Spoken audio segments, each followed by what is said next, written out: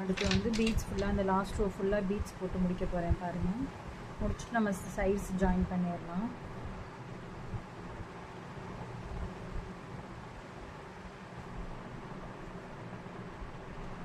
So பீட்ஸோட வந்து நான் இந்த கேப்ஸையும் சேர்த்து தான் ஜாயின் பண்ண போகிறேன். நான் எப்படி பண்ணுறேன்னு பாருங்கள்.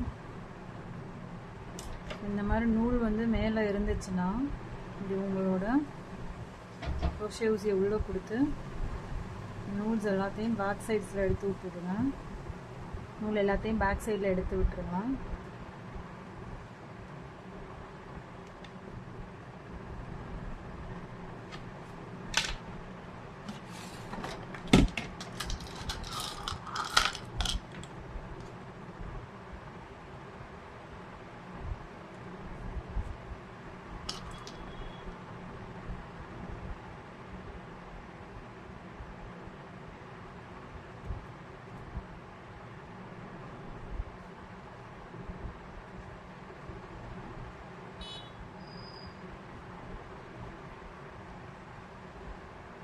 பீட் போட்டுட்டு இந்த கேப் தெரியுது, இந்த கேப்பையும் நான் வந்து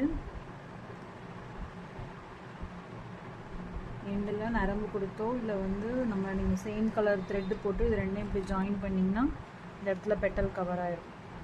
எங்கெல்லாம் உங்களுக்கு அந்த மாதிரி கேப் தெரியுதுன்னு தோணுதோ அங்கெல்லாம் வந்து இந்த மாதிரி வந்து ஸ்டிச் பண்ணிக்கோங்க. தெரியவே தெரியாது உங்களுக்கு வெளியே.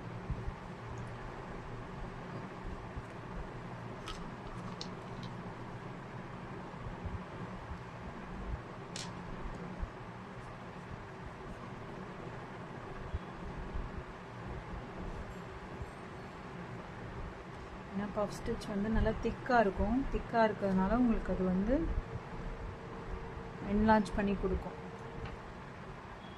நம்ம இதில் எல்லாமே வந்து ஃபினிஷிங் டச் தான் பண்ணிகிட்ருக்கோம்.